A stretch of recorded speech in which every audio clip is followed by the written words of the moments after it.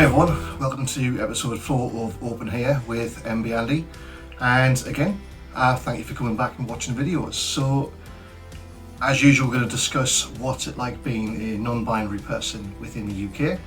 I've got a few questions and topics to cover as per usual, including a question from one of my subscribers, Jess Tuck, which I'll go through as well. So, this week, 3 topics as per usual. Now the first one is, how do I deal with dysmorphia?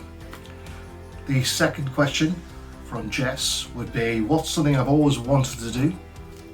And then finally, we're going to cover quite a serious topic, masking / fear. So quite in-depth topics. As usual, I'll explain I'm not an expert. I'm quite new at being out as non-binary myself, having only been out for over 2 months. But these are all about my personal experiences, and I'm hoping by sharing my experience, I can help future people if they want to come out or question their gender identity. And I can also help to raise awareness on gender identity and non-binary within the UK. So let's get started. The first topic then, so how do I deal with dysmorphia? Now, for those that don't know, body dysmorphia, it's just when you kind of reject the image of your body, and it's quite a depressing thing. You can feel like your body doesn't match you and you don't really seem like you fit with the body that you have. With myself being non-binary, as I explained previously, my gender expression and the way I present myself can change from day to day, from presenting masculine, wearing jeans, shirt, jeans, t-shirt, boots, to feminine, wearing a very nice dress, makeup, heels, things like that. And in certain occasions, I still feel, let's use the word pressured, I still feel pressured to dress a certain way, to present myself a certain way, for example, masculine. And this can give me body dysmorphia. I can feel like, well, I'm not actually feeling masculine today, but here I am presenting masculine, and it's not fitting right with how I feel internally, how I'm presenting externally. And if I'm doing it for a certain social situation and I feel like I have to do that, it does make it worse. So how do I deal with that? I think it's the little things. Break it down. What can you wear? What can you use to express your gender identity, which is still going to be acceptable in the situation that you're in? For example, one thing I'm always wearing as a gift from a friend is my non-binary bracelet. Very subtle, but to me it means a lot. It's an expression with the non-binary flag showing who I am. You could always do little things like wearing jewellery, subtle pieces of jewellery underneath the clothing. Alternatively, wear underwear which matches your gender expression, and things like that. So it's little acts of rebellion. If you're not feeling you're able to wear your full self and be your full self, but you still want to try and escape from having full-on body dysmorphia, wear something little, something that only you know, but something that's deep down inside you, and you still be yourself. And that's what I do on occasions where I still have to be dressed fully masculine, but I don't feel it. I'll wear something little, and I'll wear something that I know I've got on, and I know that speaks for me and speaks for how I feel inside. So I hope that helps. So the second topic, Jess, one of my subscribers and friends, came to me and asked, what's something that I've always wanted to do that I've never been able to do before? And I mean, obviously since I've came out, there's a hell of a lot I've been able to do which I've always wanted to do but weren't ever able to. I mean, wearing the makeup, wearing a very nice little dress, jewellery, things like that. But I suppose now I'm really embracing who I am and embracing expressing how I want to dress and things like that.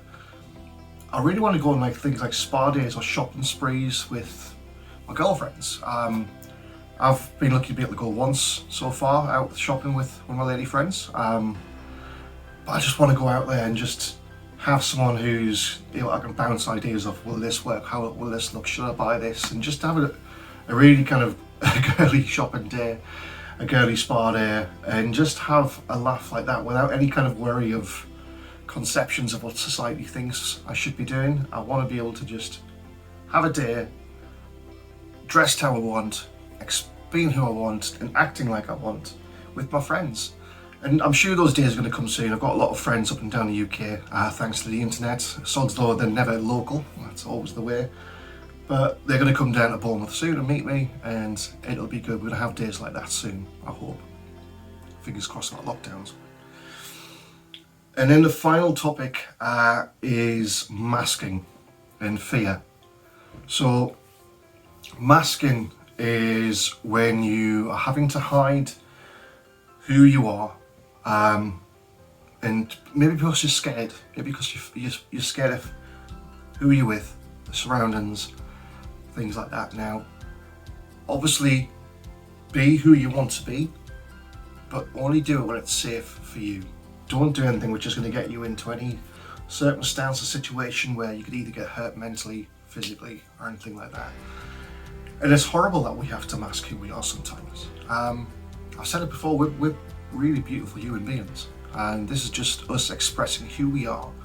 And sometimes society and the people within that society, they don't understand us, and they fear us, and which leads us to fearing them and their reactions and what's going to happen. So yeah, I mentioned when I was dealing with dysmorphia, sometimes I have to mask who I am and mask how I feel. Does that make me feel good? No, absolutely not. I hate having to hide who I am, and the problem with having to hide who you are, and this goes for also being LGBTQ+, if you've got to spend X amount of brain power remembering to pretend to be something you're not, that's X amount of brain power you're not going to be able to use on other things. So say for example you're at work and you've got to pretend that your partner is of the opposite sex rather than the same sex. If you don't feel comfortable coming out in that situation, how many times do you have to really think ahead of a conversation to work out, well, hold on, I've got to say boyfriend, I've got to say girlfriend. Whereas if everyone just used term partner, and if you're still not comfortable coming out, you can still use the word partner, and that could be anyone. It's still your significant other. But by saying partner, obviously you're able to hide a little bit if you want to, even if you shouldn't have to. So there's a lot of fear of people finding out who you are when you're not ready. And I mean, like I said, I've been out LGBTQ+ wise and sexual identity wise for the last 18 years, but I've always been, for the most part, always in a straight facing relationship. So for the most part, my relationships have been with the opposite member of sex, with women.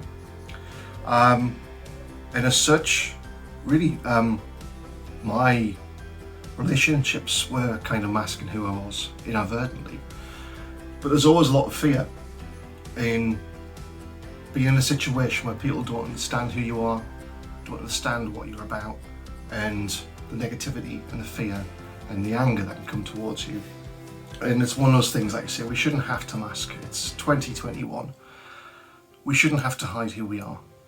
Try not to. Try and be as much of yourself as possible. You're amazing. We're all amazing. But do it safe. If you're not safe to do it, as depressing as it is, keep safe and stay hidden a little bit, and have those little acts of rebellion to show yourself and show who you are. So those are the three basic topics, and I just also want to point out that the sun's out, it's Bank Holiday Monday, it is now officially hot girl, hot boy, hot non-binary summer. Get your shoulders out, I don't care what body you have, all bodies are beautiful. Dress how you want to dress, rock the summer look, get out there, get a suntan safely, and just enjoy yourself. Have a few drinks if you drink, if not, just enjoy the sun and enjoy spending time with your friends and family. So next week's episode, I really want to get some more comments and questions from people. Reach out to me on Instagram at Enby_Andy, or in the comment section below. Drop me a few comments and questions, which are included in next week's episode. In the meantime, everyone stay safe, stay happy, stay friendly, and I will catch you next week. See you later.